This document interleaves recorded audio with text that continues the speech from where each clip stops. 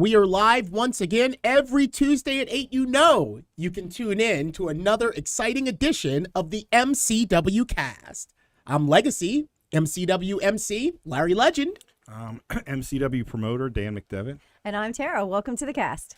And I'm so excited. This is episode 33. And if you know a thing or two, then you know that 33 is a legendary number. Larry Bird, 33. Oh, gotcha. I was thinking wrestling really. I was like, where's he going? Well, I mean, I had no idea. I do go by Larry Legend. So Larry Legend in the NBA is the great Larry Bird, Boston Celtics, number 33. So what about Eddie Murray? Eddie Murray is another legendary Eddie number Murray. 33. If you look at the number 33. We're going to relate it to Baltimore. Eddie Murray. Oh, I mean, well, I'm from Baltimore and I'm Larry Legend. That's what I mean. So, Yeah, but Eddie Murray and was you're one of my 33 years old. Well, I wish. Yeah, that's about 6 years ago. Yeah. So I love that number. I'm so excited. We're halfway through the year, I'd say now at 33 because half 52 weeks, we're halfway. We're doing math. I mean, why not? It's Do the some MCW Scott Steiner cast. math. Yeah, we started We're off wrestling fans here. you got 33% chance of beat me, 33, So, but I'm excited, as I am every week. And yeah, we were ready to come to you. We did film this after MCW Resurrection. That's right. Well, we actually filmed it before Resurrection. Yes, I'm sorry, Tara. You talking about so many numbers. We had some guests in on the show that evening. We had Raelynn and Sam Adonis, and they took some time out before the show during all the busy preparations, getting ready for a first return back to live events.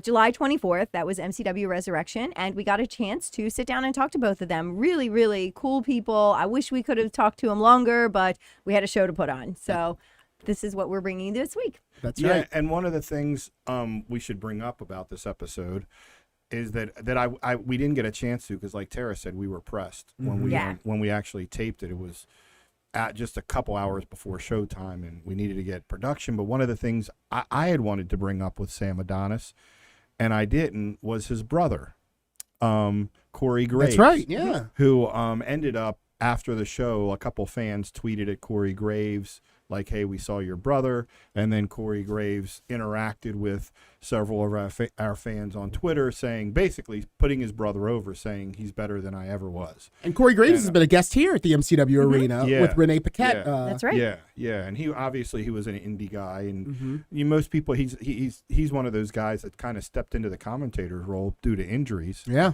And just kind of has killed it. Absolutely. And killed it. And so people forget, like, he was actually a great wrestler. A lot of people compared him to CM Punk when he was on the indies. Do you remember what his indie name was? That I am not aware of. Maybe our production. Sterling James. That's right. That's right. Sterling James. Thank you, producer. It ain't gold, it's sterling silver. But here's one of the interactions. Cory Graves said that his brother Sam Adonis, AAA star, 10 times better than I ever was in the ring. Yeah. So he was not only letting us know that, hey, I'm watching y'all, but also let me break it down for you. My brother, 10 times better than I ever was in the ring. And they came from a wrestling family. Are those the only two siblings? We didn't get a chance to talk about that, but I'm curious, is that something that other siblings have carried on, or if it's just the two of them? Well, we always say we're going to have to get another round with Bob Starr, another round with, well, that'll be next year. We can do round 2. Yeah, why not? Flashback podcast. We have been known to resurrect a show or two, so why not resurrect Quite a guest? literally, resurrection. Touching on how Cory Graves used to get compared to CM Punk. Did you guys, a couple weeks ago, did you guys see CM Punk return? Dan, how could we miss it? Pretty crazy. It was a good moment for wrestling. Even non-wrestling fans were talking about it. Like, I had people at work going, "You do that wrestling thing, right? Didn't something really big happen over the weekend?" And they didn't really know what it was or who it was, but they understood that it was something important. Yeah, it was from a wrestling promoter. It felt like there was some life. Not that wrestling was dying, but it felt refreshing, and it felt like the beginning of something.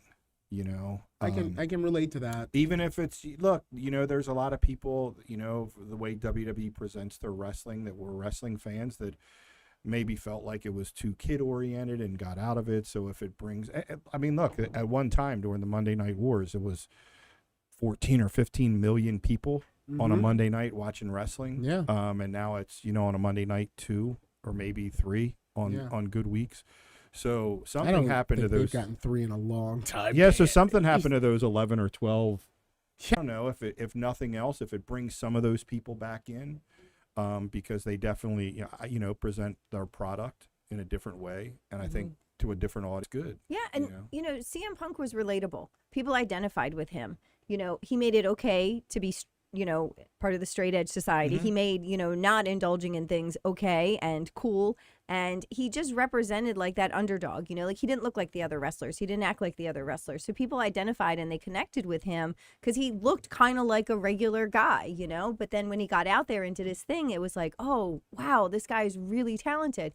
And he also departed at a time when, there was a lot going on in wrestling and, it was kind of shocking, and so wrestling fans, we all know this can be kind of fickle. Like when their favorite guy or girl leaves, well, I'm never watching that again, and I think that was just this culmination of a lot of different things brewing at the time that it happened. And like you said, I think it is going to bring people back into the fold. Yeah, I think the word relatable is really good for him because I think just what he talked about when how he wasn't happy.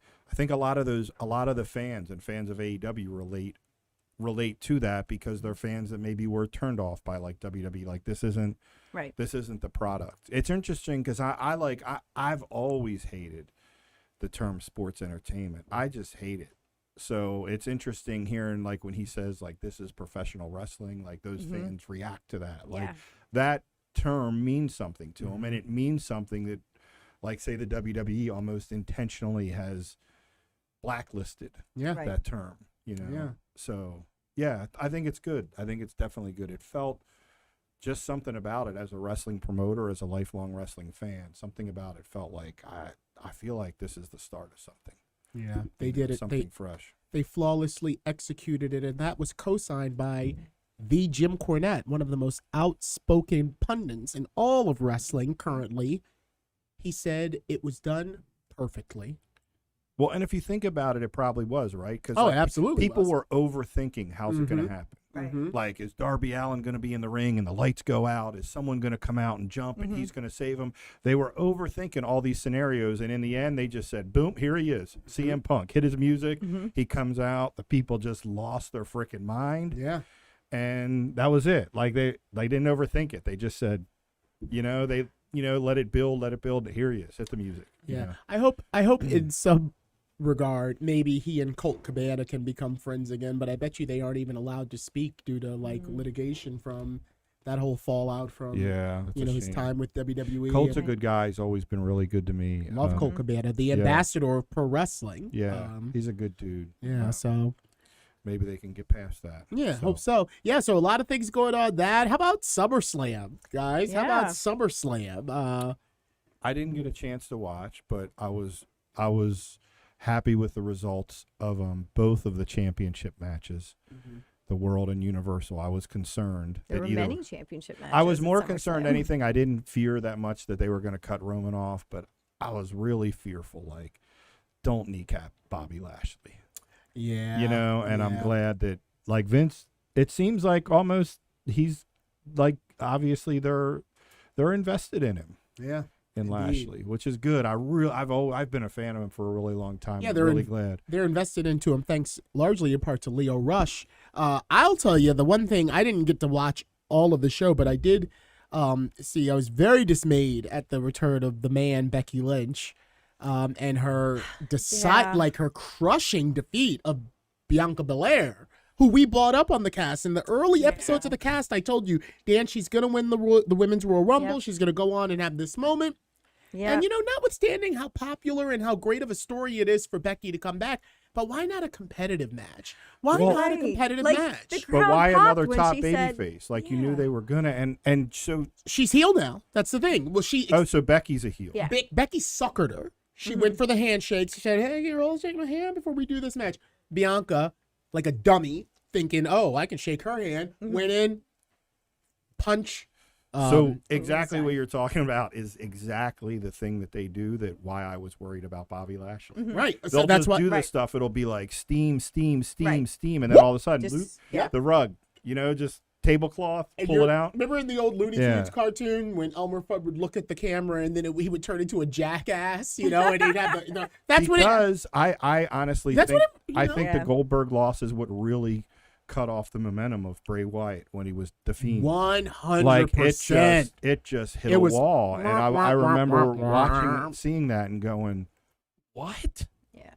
did you do?" You know what I mean? So, yeah, that's exactly why I was concerned. Like, Can I ask you from a promoter standpoint, have you ever had, I guess those Saudi shows are what we call in the industry bought shows. Mhm. So you really don't have to invest anything. You just have to bring the guys, show up, and it's all there. Have you ever had to make a decision as a promoter because you were doing one of those shows where something that just wouldn't make sense or would be the total antithesis of what we would present as MCW Pro, you had to kind of do that just to, because it was a bought show and, like what I'm saying, like thinking like the Saudi Arabia show, the Saudis wanted to see Big Bad Goldberg. They wanted to Right. see like the Goldberg from WCW Nitro that steamrolled everyone, including the current WWE champion Bray Wyatt. Yeah, so I've had it where I've had bought shows. So and like the way they present it, like in Saudi, do they not? The girls don't wrestle, right? They finally did. did the last finally. one they Yeah, did. Yeah, they they were did. covered They and they had got Head to toe. had things Yeah. thrown So, at them because some people. I've really- had a couple bought shows where people like were adamant about a guy like a Matt Hardy or a Mick Foley or someone like that being on the show, and I'm just like, okay, well, like if I got a price for the show, and I'm like, okay, well, that doesn't include Mick Foley and Matt Hardy, like, so here's the price of the show because this is their price. Right. So I've had that, and Okay. and they were like, okay, we'll pay that, or no, we're not paying that much more, and I'm like, well, if you want, Mick Foley or Matt Hardy or a guy like that, like you gotta, this is the price of the show. So I've had that, and have had people like pay more because they want certain guys, big stars on the show. They're kind of fanboying, or you know what I mean, that they want this guy on the show. But I mean, I kind of imagine with the Saudis and the type of money that they had to give, like they kind of were saying like, we're going to give you this and this is what we want to see. So I was kind of getting at, have you ever had to make a decision where it was like, okay, not only am I bringing in Mick Foley, but Mick Foley's going over in the Battle Royal and beating my champion and all the up and coming guys that have been on the incline just because, I've been given this directive from the. I've had people that like have either bought shows or like what we call joint ventures that we did with like high schools and everything want to like, a guy to go over, Like a the girl to go principal? over. Yeah. Okay. Like, and go over like, hey, what if like these coaches like beat your tag team champions for the tag belts? That would be great. And I'm like, yeah, no, it wouldn't. I'm like, no, it wouldn't. Not for the No, belts. no, not for the belts. Right. But they can beat the Holy Rollers.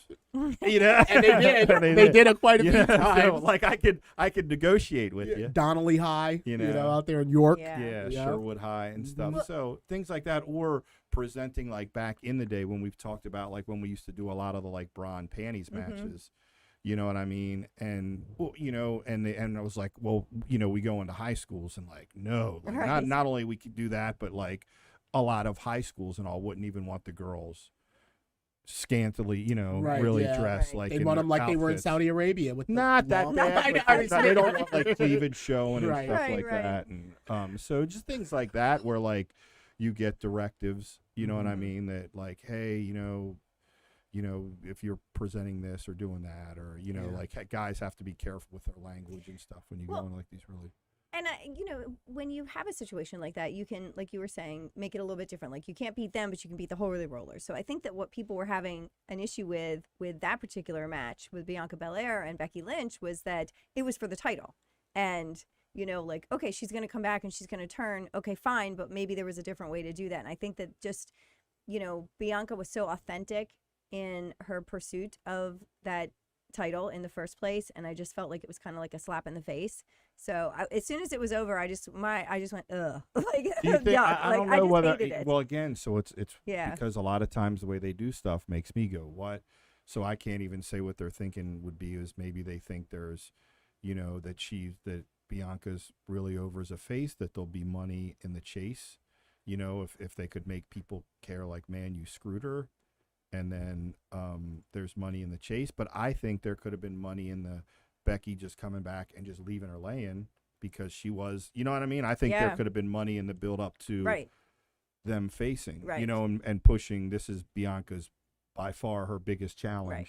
And I have no doubt they will face each other, and they'll have a hell of a match because they're both very, very talented. I just felt like it was, I don't know. I think I wasn't nuts about it. I didn't like it. Yeah, I think they pulled the trigger because Punk appeared on AEW, and they wanted to, at their big show, have a shock moment. A shock moment that was talked about. That might be it. That you're right. I never even thought about that, but that is because what a shocking moment. All SummerSlam weekend, all people were talking about is Punk. Right. And we got it right. Well, and the thing is, they're still talking about Punk, and they're not. I mean, they're talking about that match as well. But like, you know, no matter what you did, it was probably going to pale in comparison. So yeah, you know, you could even Brock came back, and people are still talking about Punk. You know, that happened at the end too. I fell asleep for that. Oh yeah, Brock came back. He looks what about different. His new look? That's what people love. I made it halfway through the match, and then I was just It's funny that isn't the internet funny? Like internet wrestling fans, like people would hate him.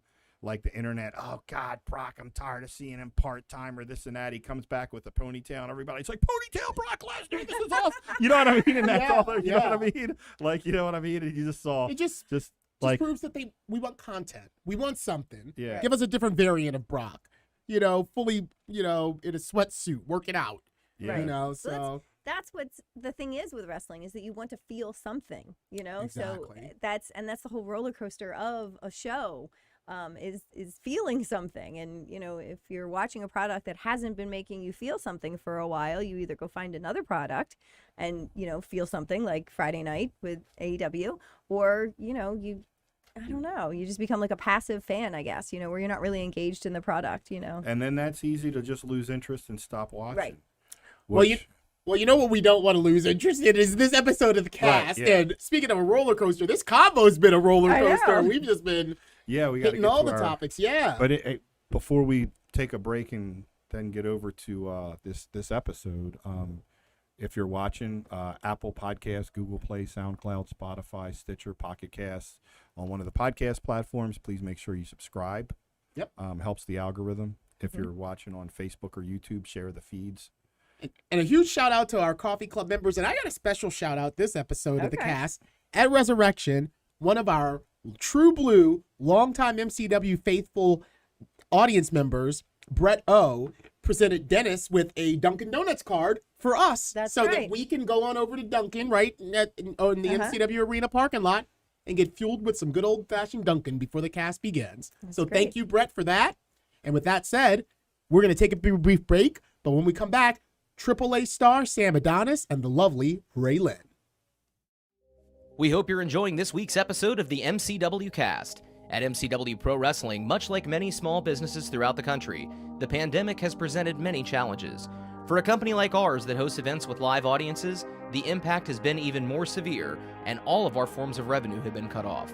In order to continue to engage with our fans on a regular basis, we made the decision to begin to produce the MCW Cast and are providing it for absolutely no cost on Facebook Live, Twitch, YouTube, and SoundCloud.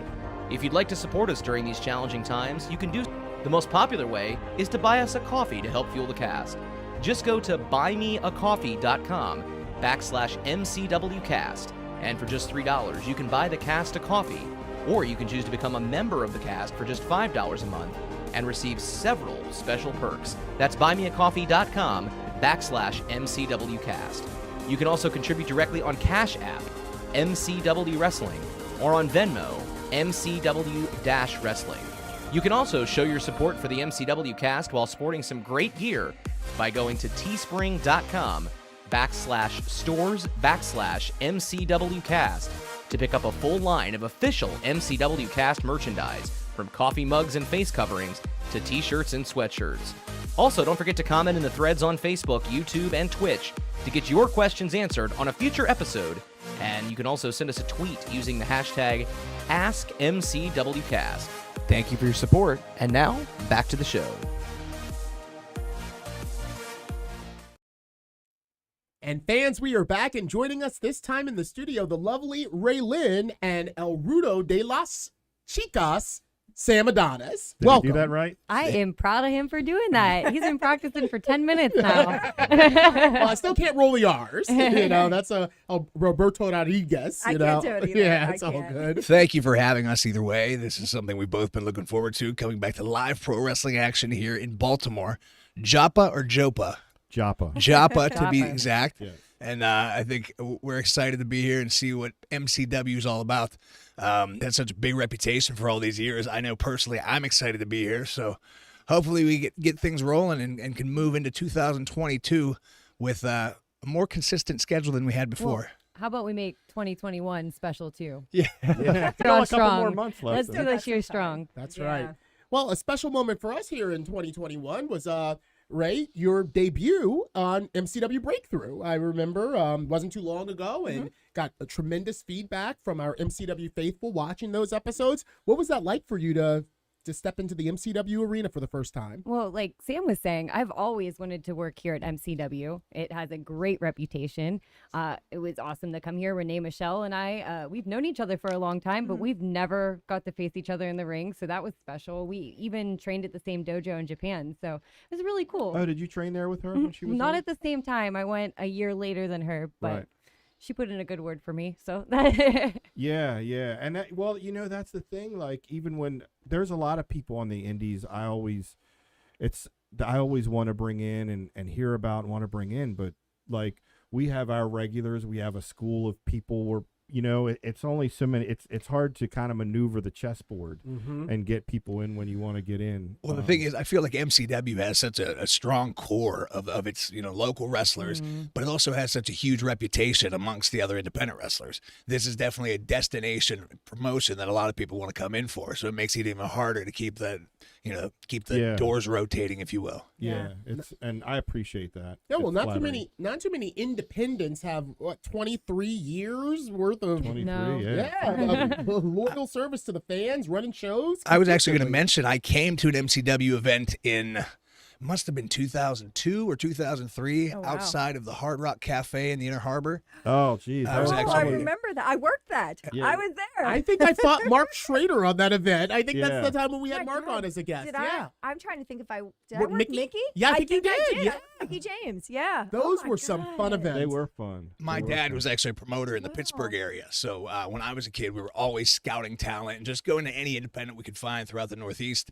We knew that was happening. We've always loved Baltimore, the city, and the Inner Harbor itself was fantastic. So we came. I do remember somebody fell off the ring or into the water or Yeah, something. It was, that yeah, day. it was Was that Nick Was it Tarantino? Nick? It Yeah, was yeah. Romeo, wasn't it? Nick, Romeo Valentino. Yeah, I Yeah. remember that. Yeah, Oh, wow. Yeah, and that water down there in the oh harbor. god. Ooh. it's pretty gross, isn't Oh. it? Yeah. Yeah, they literally will. Well, I mean, look, people. Baltimore's got its own reputation. They'll pull dead bodies out of there a lot. You know what I mean? Oh, I mean, another I feel dead like body that's was any found in the body of harbor, water you you're know? gonna find Yeah. some dead But bodies it's kind of there. like in the news Yeah. so much that people don't even pay attention to. Oh, another dead body was found in the Inner Harbor. Yeah. Like, yeah, well, it's Baltimore. You know? It may be dirty water, but it's your dirty water. Yeah, right. That's right. Yeah. Right. Any sort of body of water near Marty Jannetty needs to be drunk, after that, those comments he made about the guy's body. Anyway, that's another Anyway. topic for another day. Yeah. All right. Well, and Sam, AAA star, what's it like south of the border Yeah, down are there? they opening back up and all that there? I was actually surprised at how strict it is down there. They're doing a great job just keeping everything regulated. Everybody is so tight with all their masks, but it's just awesome to be back there. Wrestling in Mexico is just such a big part of the culture, and I've been gone for 2 years, and now it's so exciting to be back there once again. I got a really good opportunity with AAA. I'm in a pretty prominent role as one of the top bad guys, El Rudo de las Chicas, if you will. So Right. I'm really looking forward to see what's going to happen. But the nice thing is, I'm able to maintain a schedule between Mexico and the United States independent bookings. So hopefully we get to come around the MCW a little bit more. Yeah, absolutely. Yeah, We we'll love be having looking you forward guys. to seeing a lot more of you here at Yeah. MCW. And Our, Ray, you our fans were definitely impressed with Ray Lyn. I have to tell popped you. up on a couple Yep. like AEW Darks, right? Have you done Oh that? yeah, I did that in March, which was really nice because I took the winter off for personal reasons. I really didn't want to be wrestling, but it was cool that was like my first 2 matches back So Yeah. AEW Dark, and I was a little nervous because I'm like, do I still remember how to do this? Yeah. But I guess it's like riding a bike. You Yeah. don't really even though I wasn't wrestling like on shows, Sam and I train all the time. We train every week. We have access to multiple rings in our city, so that's pretty cool. Oh, that's And cool. I think just collaterally, she has seen more obscure pro wrestling than I have on YouTube than any other women wrestler ever has. Right. So we'll be watching some Dutch wrestling from the 1960s, and she kind of can't get away from it. I so. can't. Did Oh, you guys wow. both come up in the Pittsburgh area? We did, but we didn't know each other because we're Pittsburgh's like there's so many bridges and tunnels, and if you live on one side of the tunnel, you probably don't go to the other side of the tunnel. It's kind of crazy. Like We that. actually didn't become good friends until we ran into each other at the airport one morning. The day that she was flying to Japan, I was flying to Chicago, and I was like, "Oh, hey, there's Ray. What's going on?" And we just started talking. Just being a friendly face. She was nervous because she's first time going to Japan. I'd First been time there. anywhere overseas by myself, terrified. It was just a funny situation, and now I look back at that almost as like a really cool way to meet. Just Yeah. something you couldn't really control. Yeah. And so I wrestled a lot of the Pittsburgh indies back in the day. Tarantula, Yes. Lord Zoltan. Yeah. These are the guys that I actually grew up around. Yeah. My dad used to promote a wrestling company with Tarantula called FNW. My dad also worked closely with Jim Miller, who ran PWX at the time. So, from probably Was 1990. it PWX or was that when it was NWA? This was PWX before it was NWA Okay. East. But, I grew up around it. My dad used to sell these sponsored shows and just all over the Western PA area. There'd be bot shows, and I'd be running around backstage with all these wrestlers. Right. So I definitely think it shaped me in a very unique kind of way, growing up around the live action circus, if you will. Yeah. Yeah. But these are the people I grew up with. And, I remember seeing you at the Golden Dome and for ECW. Oh my God. Yeah. That was when Balls Mahoney knocked me out and I was still standing.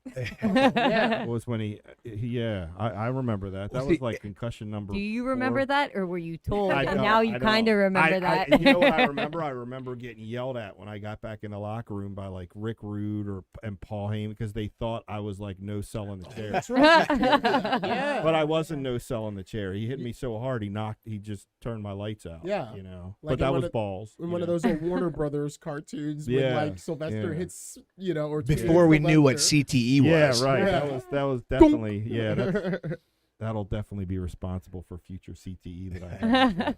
So Sam, you were kind of born into the industry. Ray, if you don't mind me asking, how did you get like wrapped up into this wild and woolly game of pro wrestling? My story is probably completely different than anyone else's. I did not watch wrestling growing up. I had some friends that did, and I would play like with their action figures and stuff with them, but I actually didn't get into wrestling until I was 22 or 23.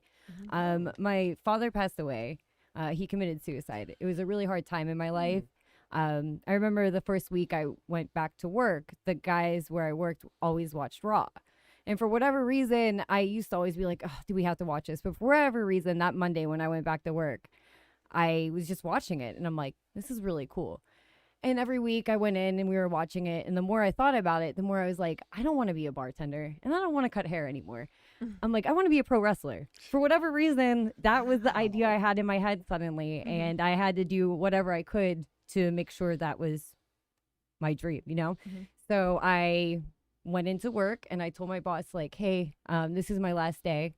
Wow. Yeah. Wow. and that was at the Harris place. I said, this is my last day. I'm going to just bartend full time. I got to save up money. I'm going to pro wrestling school. And then I started looking at pro wrestling schools like it was a choice to go to college. I went to all schools everywhere and I chose OVW. So, okay, that's where you trained. Yeah, I trained at absolutely. So OVW. good decision. Oh, I think so too. Yeah. I did a lot of research and I checked out different places. And I just remember one place telling me like, oh, we have top indie wrestlers. And I didn't know what an indie wrestler was. So I was like, well, I'm not going there. And Right. so, and when I went down to OVW, they're like, John Cena, Randy Orton. And I'm like, okay, I'm going here. Let's do it. Yeah. Yeah. So I packed up my car. I moved in with some girl I met on Craigslist. She was nuts. And that was my journey. That's where it started. That's how it goes when you move in with someone you meet on Craigslist. You know what? Yeah. That's what's cool about that is that's the type of passion you see that it's from like people that it was like a lifetime dream. Yeah. Like they're like, hey man, I want to do this, and I'll pack up my car and leave. I'll live in my car. A little different from Yeah. from someone that just decides to do it. But like speaking of, Renee was the same way. Did you find it hard like training? Like for instance, like I always went now. It's been a decade since I've been the guy like physically in the ring training people. But when I started MCW and started training people back in '98, it always was me. And I always would find it hard for the every once in a while we'd get people that weren't lifetime fans. For me, it was always easier when I'm referencing and say like, oh, like, remember Beautiful Bobby or Rick Rude or guys like that to reference when the way they would move in the ring and stuff. And people be like, yeah. Then when people would be like, I have no idea who that is. Like everybody, I don't know what you're talking about, Like, I was so clueless, right? But I didn't want anyone to know. So I'd be like, yeah, oh my God, yeah. And then like I go home and they exchange. That was a big place then. I'd buy all these wrestling DVDs because I didn't have cable. I had a DVD player and I would go and buy all these different things and I'd watch what they were saying and I'm like, okay, that's what they're talking about. But I had no clue and it showed. It really showed for the first 2 to 3 years, I think. It's funny though. I think she has a bit of a competitive edge just from the school that she went to. Yeah. There's a lot of people I'm around on the indies that really aren't even at her level, and they might have been around 10 or 12 years because a lot of people are learning, poorly through their experiences. Just being taught by Al Snow and Rip Rogers and everybody through that door. I'm able to relate to her on a wrestling capacity just because she does have that good upbringing in wrestling. Yeah, I think it's really important to go to a good school. It really, really is important because I could have went anywhere and I had no idea what wrestling was and I could have had I could have been down the wrong path. But I think I was taught really well. And I think I was taught like at least psychology wise. And you're 100% right. I've said forever, for the guys that run my school now and all, we always had these conversations. Like, I've wrestled, been a trainer, been a promoter. It's really hard to deprogram someone that went to a terrible school and just did terrible indies. It's way harder to deprogram someone than to just teach them from the beginning. It's easier to just teach them from the beginning. It's a lot, because I've had people that have, for probably 7 or 8 years, we had MCW and we didn't have a school because I had shut it down. And then I was like, I didn't want to head that direction again. I just wanted to focus on shows. And then there's other local schools so since we didn't have have our own students coming in to, become talent, we'd say, oh, this guy, and the schools aren't that good. So it would be more frustrating. And that's what kind of got us to like back in the, RJ and Pat back in the day were like, man, we got to reopen a school because like these young guys we're getting from some of these schools in the area, like they're horrible. You know what I mean? And it's harder to get them to break bad habits and go back and say, hey, listen, you got all your basics. It was so you're 100% right. It's just so much easier when someone comes in with a solid foundation than when they're trained completely wrong. Well, a lot of it right now in the wrestling industry, there's so many decent wrestlers, so many wrestlers moving to the next level, but there's no guarantees in wrestling. You can do this for 10, 12, 15 years and never cross the finish line. Right. So, through natural progression, the next step is to open a wrestling school. And now I think there's so many different philosophies on wrestling schools, and I mean, in one city alone, there could be 6 to 8 different companies, and, everybody's going to preach basically based on their own experience. Right. I think at the end of the day, when someone, decides to pick a school, you need to go somewhere where they have the experience and the track record, like an OVW, like an MCW, like the Ring of Honor Dojo, places like this that have, the experience and the quality of trainers. Oh, and I hear people say this all the time. They'll come up to me and just ask my opinion on things. They're like, well, I'm just going here because it's cheap. I'm like, okay, so that doesn't make any sense to me. Going somewhere because it's cheap. Like, I want quality. Right. Yeah. So I literally... every penny I made, I was so broke. But every penny I made went to wrestling so that I could go to a good school. Because if you want something, you're going to invest in it. so cheap and free training. Would you get a free tattoo? You Like, get no. what you- Like, yeah. I mean, some people. I bought a tattoo on Groupon, and it ended exactly the way you think buying a Groupon tattoo would end. And yes, I With a had to cover up? How's your cover up? They Yeah. spent hundreds and hundreds of dollars on a cover up from a guy who actually won Ink Master. But anyway, yes, I learned we went from one extreme to the other. But yeah, you're exactly right. Like if this is going to be in case of a tattoo, a permanent part on your body, this is your career. That's your permanent part of you. Like, of course It you're going is. to invest in it and buy the best thing. It's also your safety. Yeah. So if you're going to this place and these people don't know, I've heard of people getting their backs broken in training and their necks and stuff like that. Like, Yeah. I've Okay, that had was some me. bumps and bruises, but I mean, I don't know. It's just you need to invest in yourself. Yeah. I broke my neck on a sunset flip out of the corner in training. Oh. So, but it was, Dan was there. It He was- remembers it wasn't pretty. It wasn't as bad as Marty's ankle break, Oh, that was worse. That was definitely which was worse. way worse Yeah. than Conor McGregor's ankle Well, break. I Marty mean, Jannetty? from No, like this people guy doing Marty, Canadian that he was a destroyers student and of training. ours. Yeah. He did a Yeah. baseball Not slide. like a yeah. It was Caught in the something camera. simple. Oh, Well, in the and- case oh, of it my was case, it was bad. that the It was girl was bad. just scared, so Yeah. she sat on me. Buckled. Yeah, she's I like, "Oh, I'm can't. scared." I sit on Speaking of you. Conor McGregor, I can't even watch those injuries anymore. Yeah, I I can't see either that now, anymore. and I just get this, chill over my body. I was curl up blocking. in a I was ball. blocking people that were reposting. Oh, I can't do Yeah. it. The Conor McGregor thing, Oh, like yeah. muting them because I'm like, I can't even look at. I can't even look That at makes me stuff. sick. Yeah, when I was a kid, I used to love watching all those hardcore matches and death matches and horror movies, blood, guts, and violence. Now I'm like afraid of it. I'm like, Oh, it's you still watch those? horror movies. But we watch them like this. We're like, is it over? Yeah. Is it over? Well, that's the appeal of a lot of that. I mean, some of us Right. even make a living off of it. Yeah, that's all right. I watch horror movies like that with my 12-year-old daughter. But, Yeah. All right. chicken, Daddy, you can watch this. No, I can't. I like horror. I don't like blood and guts so much. No. no blood and guts. And I hate the videos, and I can't help but watch them. But when someone posts them online of somebody, who jumps off the top rope and both their legs buckle or can't do something, it. Yeah. I watch them in the way that, you kind of turn and look at a car accident down the side of the road, but then I'm like, oh, like I can't watch it. I can't. Yeah. So are the indies up in Pittsburgh area? Are they back up and running? Do you still got a bunch? As far as I know, I think we're back up to 100% capacity in Pennsylvania. We have an athletic commission that is nowhere near as strict as the Maryland State Athletic Commission, but we appreciate them. And Mr. Serb, thank you. We're up to about 100% now. We just did a show for IWC, Justin Plummer in Pittsburgh. They just had 700 people for the. I don't know if you remember the Ross Draver Ice Garden. Where they Oh yeah, that was where I made my ROH debut. Yeah, Ring of May Honor 11th. ran there. ECW ran Yeah. there. They did the Mark Curtis Memorial Show in '99 there. So it's a legendary Pittsburgh wrestling venue. So they just packed the place, and I think everybody's just chomping at the bit to get back there full time because there's a Yeah. lot of talent up there, a lot of young, hungry talent as well. Waiting for the opportunity. But I think we're all so starved for it that I think the fans especially are going to win because there's going to be more and more shows, and Yeah. and the more people that are there, the better atmosphere is at the show, the more fun you have at the show, and the more likeliness you have to go back. Yeah, I think indies in general are probably going to thrive the next couple years based off of the AEWs and WWEs kind of probably not doing house shows, and then Yeah. just doing kind of TV Wait, aren't because they it's doing going one to. tonight? WWE has a Pittsburgh house show in in Pittsburgh, Pittsburgh tonight, tonight. Yeah. They're cutting them way back, right? Oh, And they're yeah, for dropping sure. them way back, and I think indies can thrive, with having that live aspect. I think it's everything, Joe.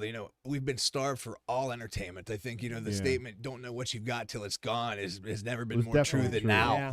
right? Whether it's live music, live wrestling, or just going to the bar with some friends. Yeah. I think people are going to be very, very accepting to just get out of the house and do whatever they can. Yeah. And one thing with professional wrestling is that, we've run here for 7 years now, Dan? I mean, we've been around for obviously much longer, but we've This run in building, this building, I 7 think going on 7 8, going on yeah, 8 going on years, 8 right? years, yeah. So we've got the same fans who, sit in the same seats every time. They built this sense of community. Like, I see them interacting with each other on social media. And these are people who would have never met each other in any other walk of life. They've now found this, family here, with connections, because when everything we pressed pause on everything, those people weren't necessarily running into each other or seeing each other. And so, everything just kind of froze. I think a lot of independent wrestling in general is kind of like what you're saying.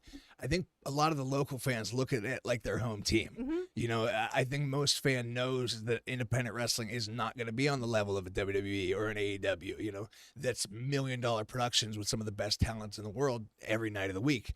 I think people are just happy to have quality close to home. Yeah. You know, and I think this is what I admire so much about MCW is it's even so much farther above a lot of the other independents with the production value and the quality of talent. And, you know, so I think a lot of these fans just want to come here and they look at it. Yeah, there's WWE, there's AEW, but this is Baltimore wrestling. This is my wrestling. And I think that's why they're, you know, they wave the banner so strong.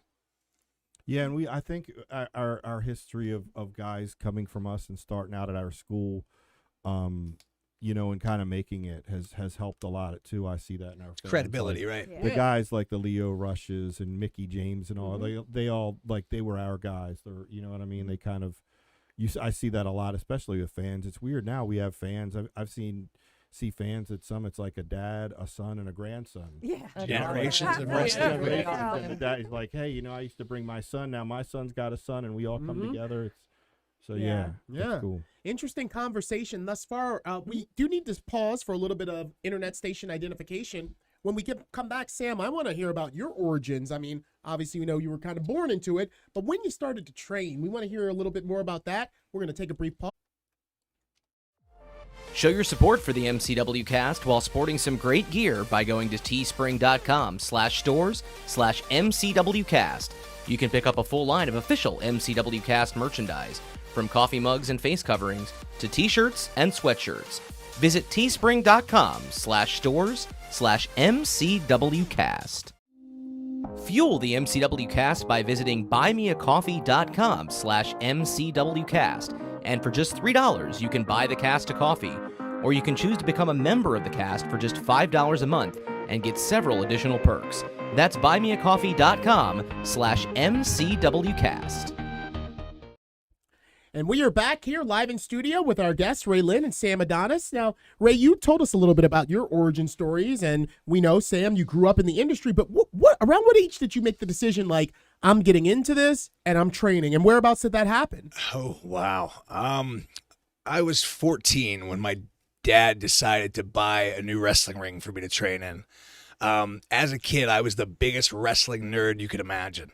I think I use the expression, if your parents own a bakery, you probably know how to make a good cupcake.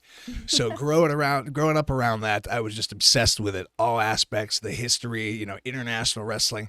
I was a big tape trader. I was a collector of all the old stuff, you know, FMW, New Japan, AAA, everything in between. I was just ate up with it, and I knew I was going to be a wrestler. I didn't want to be a wrestler. I knew that's what I was going to do. And I was actually a very heavy-set kid. I was about 300 pounds when I graduated high school. I wasn't athletic at all. I couldn't do anything, no sports, was no luck with the women. I was just kind of a nerdy fat kid, but wrestling was always there, and I was always kind of, you know, I worked hard to get what I got. So when I was 14, my brother took me out in the backyard, set up the ring, and ran me into the ground. I had to do hours of, you know, drills and training and running around the house. Old school hard work training, you know? Yeah. So that started about 14, and I actually took a few years off. There was time where I wasn't able to train, and then formally it all really started again when I was 17. And that's when my brother got a couple other students in the Pittsburgh area, and we ran together as a class. So, I mean, it was 3 days a week, and we were just, you know, the Hindu squats, the running, you know, the blow-up drills till you're throwing up. Yeah. And, you know, right about that time is when the weight started to fall off. I was able to take it a little bit more seriously, and I knew I had something. Because, like I said, I wasn't good at anything else, but I could, you know, take really good bumps. I could move. I had good footwork, things like that weren't exactly normal for a guy my size. And that's when it all started to click. So I debuted on February 2nd of 2008 when I was 18 years old. And it's been coming up on 14 years this coming February. Wow. So I've been around the world. I've done some cool things, and I've met some cool people. But I'm definitely happy with the way things have gone. Right. Did they drill you a lot in OVW? Did they do a lot of drills and stuff? Yeah, we did a lot of drills. I just remember having like bruises on my back and my butt from the ropes. I never thought, like, people were like, oh, it was bumping Yeah. horrible. I'm like, no, I did karate and I did kickboxing. So I was used to taking a fall, but we didn't have ropes that we hit in the boxing ring. I So brought this up before on the podcast with other female guests that it's the rope marks. Those yeah, bruises, it was and so painful. Yes, that's my memories as well. Yeah. I think just in general, like a couple years ago when I messing around with RJ and Joey and then we're down to school and I hadn't been in the ring in 6 or 7 years and I just started getting in, like that was the thing for me the next couple of days. It wasn't even from taking bumps, my back and my ribs from the rope. They're And not doing that. I was like, awful. oh my God, I forgot how much that, you know what I mean, hurt. The problem I always have is the bursitis sacks in the elbows. That They're the worst. started when I was probably So 16 or gross. 17. I had them for the first time, but now to this day, every third or fourth match they'll pop back up, and it's just a fluid sack that Yeah, hurts to the yeah. touch. He has like 2 elbows. Yeah. It's really nasty. Yeah, I know Yeah, that's exactly what awful. you mean. Check in with me again after the show tonight. I'll show you. Shut it off. Right on. Yeah. Well, Tara, were you gonna bring up something? Well, yes, I was. I'm You sure like that? for the- You know what it was? Is I started talking before my brain caught up, and I was like, "Wait a minute! Oh, So Larry and I do a lot of silent communication. We've worked together for 20 years now, and we will do a lot of silent back and forth. So, all right. Well, Thank you. what I was going to bring up, and I'm not sure if we're quite there yet, but I wanted to talk a little bit more about like your character, and how you've, how you portray yourself like down in Mexico, your character like on the indies, that kind of thing. So that was where I was going with it. All right. Well, for those who are listening right now, if you do know me, there's a good chance you know me because of my controversial gimmick south of the border, where I played a Trump sympathizing patriot. I was actually walking to the ring every match with an American flag with Donald Trump's face on it. This is in Mexico City, where our former president would say some horrible things about the Mexican population. So needless to say, I was able to garner a lot of heat. It was something that I didn't really ever put any thought into. It was just, we call it in wrestling cheap heat. Yeah, To me, right. it's You're just sure. doing it. You're just It's- doing your thing. Right. You're It's getting no, over, right? no Right. different than, than the Iron Sheik coming out with the Ayatollah on the flag. Of course. Just something that was, spur of the moment and happened. Well, as soon as I did that, I got a phone call from NPR.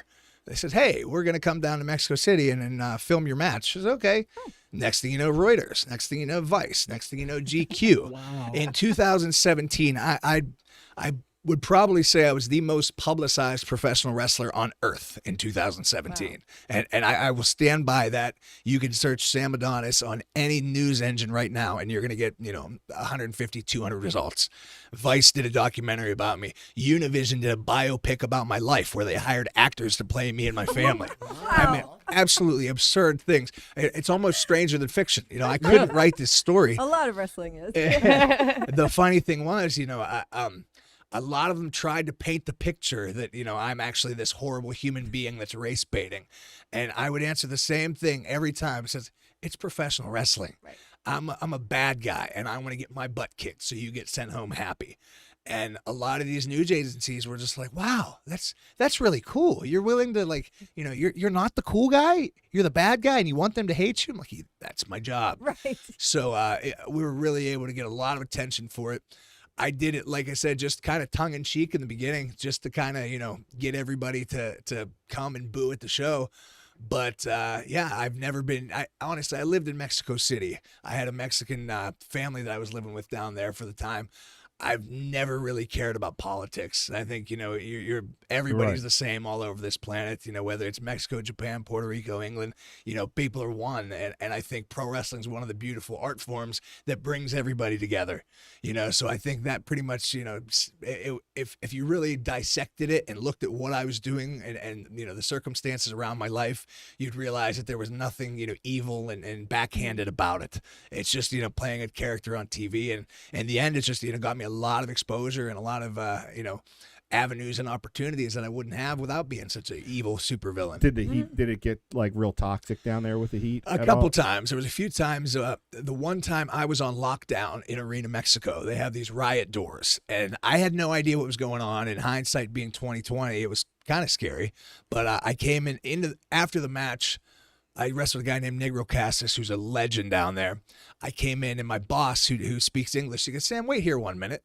Next thing you know, it's just me and her, and we're locked. And everybody, you hear just stuff going on outside. And I'm like, "What's going on?" He goes, she said, just wait. So after about 20 minutes come by, more people come inside and whatever. And she told me that we were on lockdown because there was a shooting in the parking lot. It had nothing to do with me. It was just gang-related violence in Mexico City. But because I was literally the top heel and the top angle in the company at that time, Sam, you're staying right here. You're not going anywhere. We're not even going to chance this. Exactly. So that was pretty wild. Another time I was actually followed outside of an arena. Mexico City, you don't see very many Escalades. There's not as many there as there are here. So when you see them on the street, you kind of notice, and you also notice when they have their windows all tinted and dark and, kind of looks like the FBI surveillance van or something like that. So I walk outside the arena and he's parked up. I take a few steps and he starts inching towards me. Oh my goodness, he's following me. Take a few more steps, he keeps following me. So I take my time and I'm talking to a bunch of the fans and everything. And I had a good friend of mine at the time who said, "Hey, go get the promoter for me, please." The promoter comes out. I said, "This guy's following me." And he goes, "No, he's not following. Trust me, he's following me."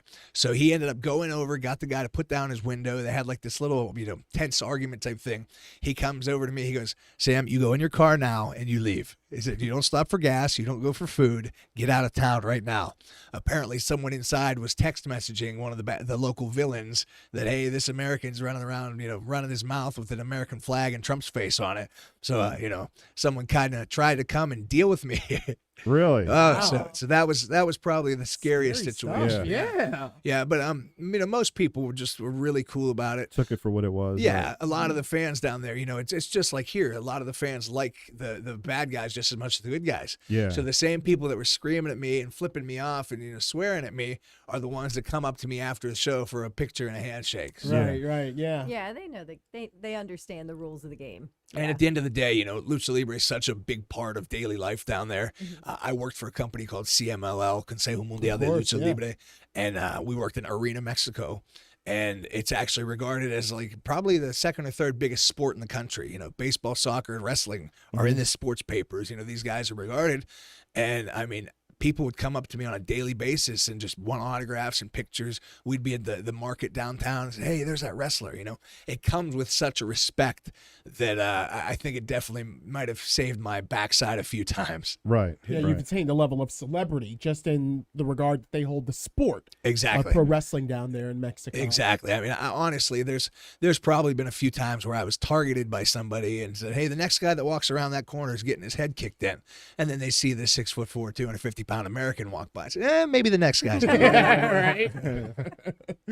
Wow. Well, Ray, I wanted to go back to, you mentioned your origins in the game with OVW. I mean, we all know OVW and the reputation. They used to be a developmental league for the WWE. And you mentioned, the John Cena, the Randy Ortons. During your training, were there any, we ask a lot of our guests this, did you share the ring or share training time with anyone who then went on to maybe, go to some heights that, were notable? Yeah, so when I started, it was actually TNA's developmental That's right. They school. partnered with them for a little bit. So I didn't know who TNA was at that time either. I did a lot of studying. Yeah. Really like it, but but that was the developmental school.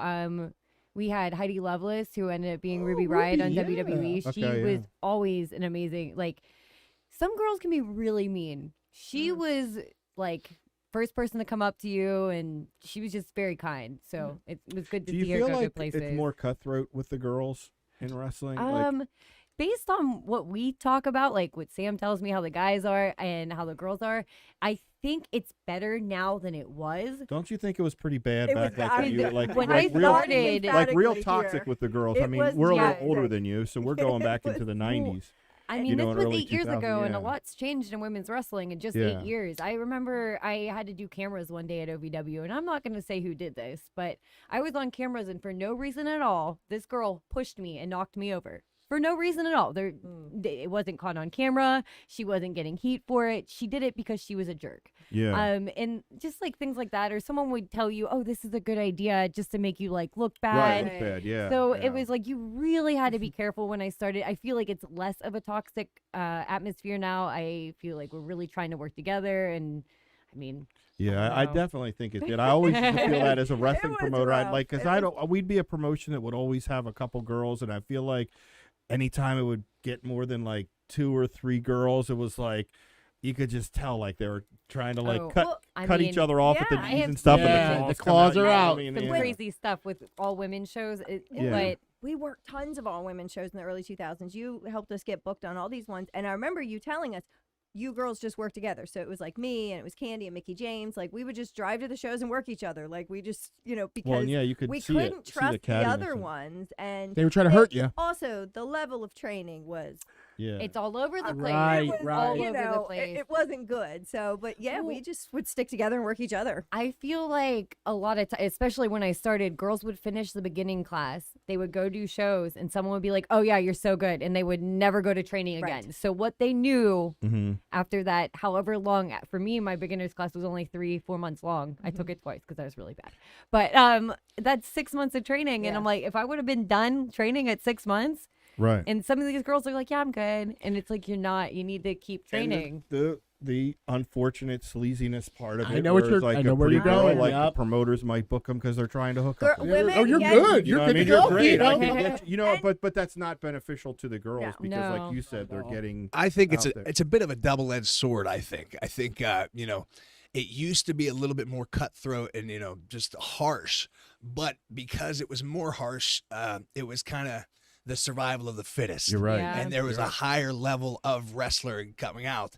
Now it almost feels like you can't even push your students too hard, or they, yeah. And now there's 850,000 wrestlers, all of which who would rather be the champion of small little independent company than actually work their ass off and become something in this wrestling business.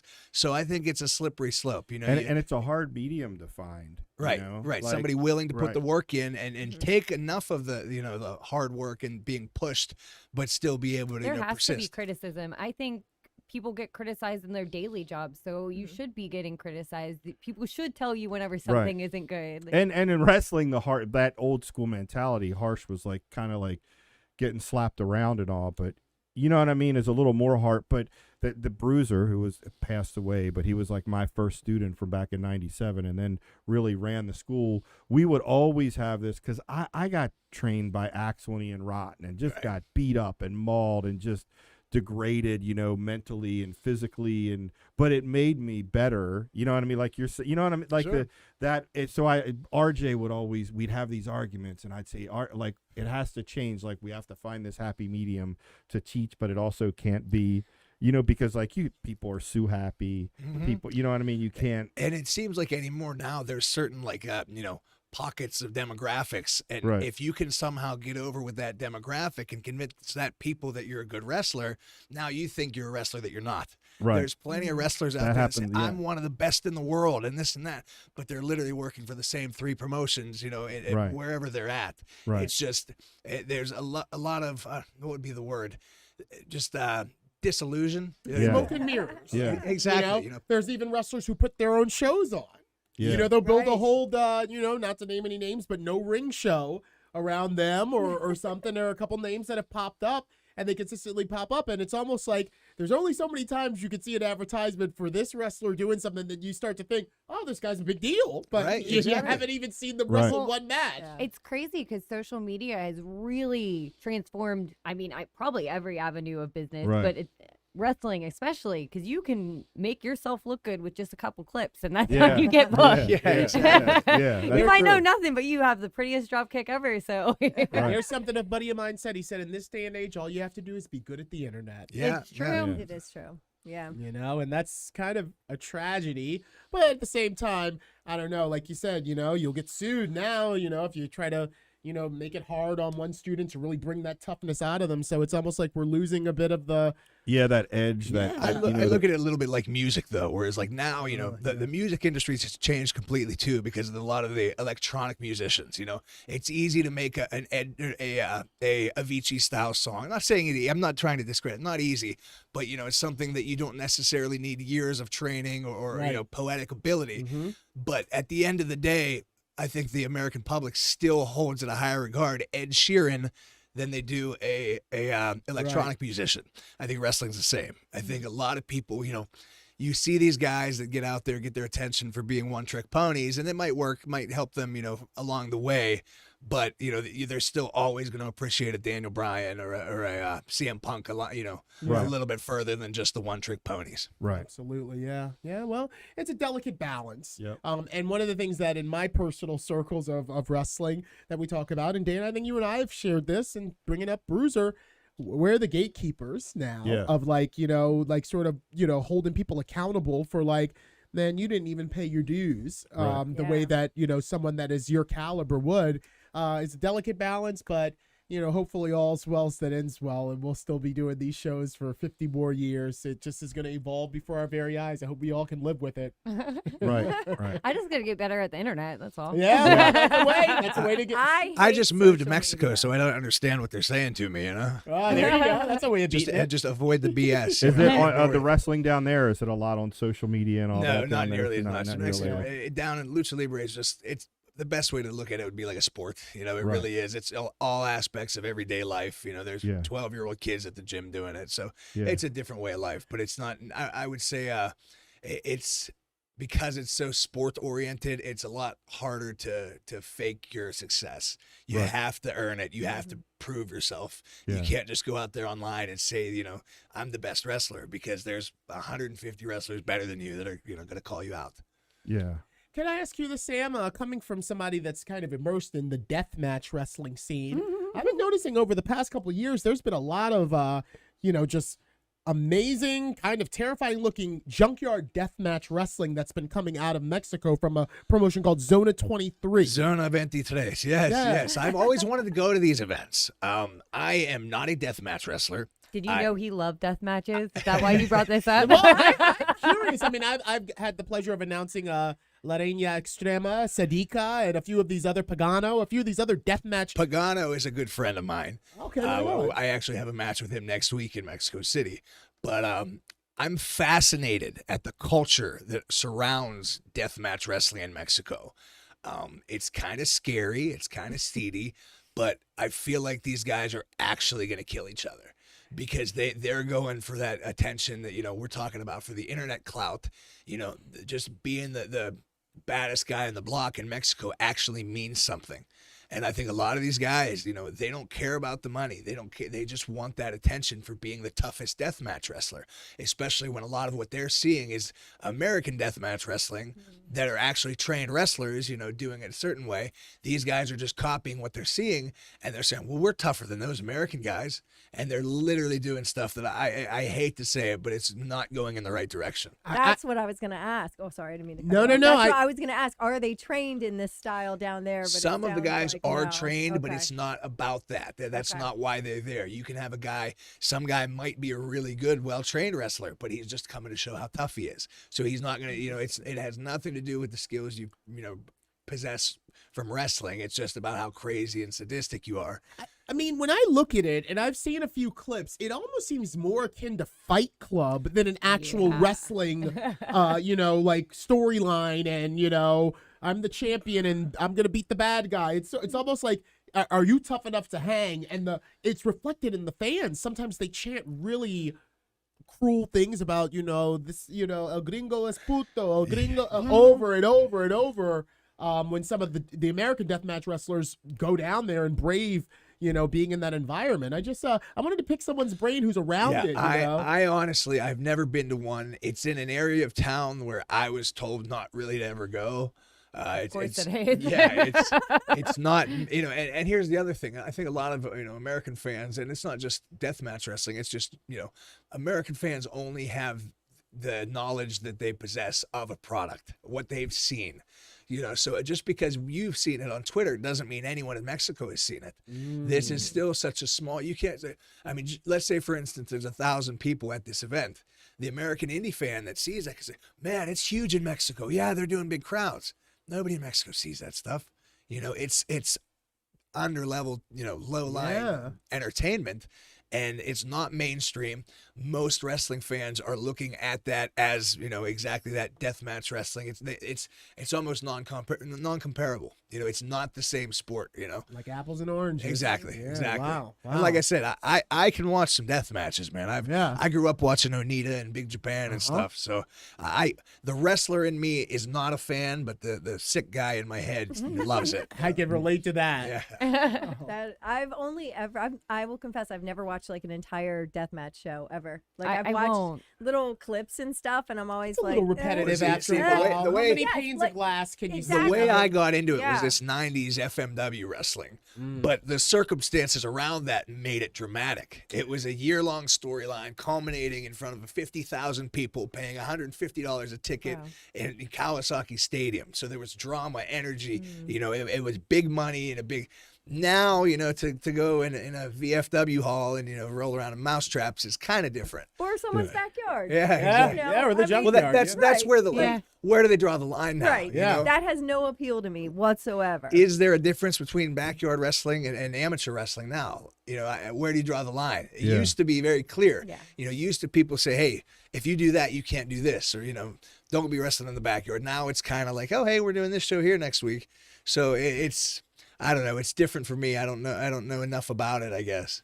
Well, it's the evolution, and it's one of the reasons that I brought it up as a topic of conversation, because I know you've been, immersed around that culture. So I wanted to hear, and also for our MCW Faithful Cast listeners, so for them to get a little insight into some of the underseated belly of pro wrestling down in. I didn't even The dark side. know. I didn't even know until Yeah. you brought it up that there's this. Well, I'm getting an education underground, myself. when know, are we death bringing match in death Mexico. matches to MCW? Ask the Maryland State Yeah. Athletic No Commission. way. Yeah, see what they have to say. I just never. We're gonna get kicked off the air just for talking about it, I think. I just never been. That's just. I don't know. I'm a believer in not asking people to do anything I wouldn't do. Right. And even when we'd have the Army base shows at Fort Meade, and we would do barbed wire, if it was like me and Axel or me and RJ. Oh, that one. I would always be the one to do it, Yeah. because I'd say, well, I'm not gonna, I'm gonna do it before I'm gonna ask anyone else to roll Right. around in barbed wire. But I never got as crazy as like Sure. the light tubes. I mean, I did like thumbtacks. You did barbed wire. fire, Dan. You got powerbombed through a fire. Fire. I was there. Yeah. But I mean, like the light Not that tubes is crazy. crazy. to me. The light tubes is insane to me. And how many people have you seen like the light tubes? Well, go here- in? here's- Oh, Cage. Nick here's Cage, my right? question, Nick Cage had almost died, right? He He almost died. died. Technically, Doesn't these fluorescent lights have radon in them, don't they? Yeah. So do we not? Did we just give up on that part? Yeah. like, right. That's Throw bad. them in the Yeah. trash can. Like you have to take them to a special Yeah. bin at the dump. Like you Well, breathing them yeah, in and I cracking just- them over your head is a very bad idea. It's I don't know. It's just but and when I did those couple matches, we're talking like 2 or 3 that we did, but we built to it, like with me and Bruiser, Axel was involved, and we told a story with it, but it wasn't like we weren't going out there and just like leaving completely covered in blood and sliced up, and I think there's a time and a place for all of it. When Yeah. it's done right, it's good. And there's Yeah. still some of the guys today that do it great. Yeah. When the right circumstances are involved, it can be very exciting. But just it's got to be something for a right place, right time.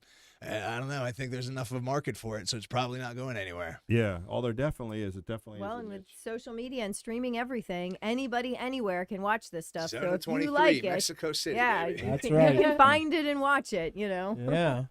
Well, with that said, we had one heck of a conversation on Yeah. this episode of the MCW Cast. That would have been the last thing. I didn't expect to talk about deathmatch wrestling here on the MCW. It's a credit to, Dan, bringing us all together, knowing that Tara has her expertise from, teaching, and Larry's out there doing death matches, wrestling all over the place. I'm not sure my expertise translates well to this conversation. Well, not this one, but other guests. Yes. right? Yeah, but it's bringing us all together so we can just talk about it. Talk it out. At the cast, and so about communication. Indeed. And with that said, it was a pleasure having you guys on. Thank you.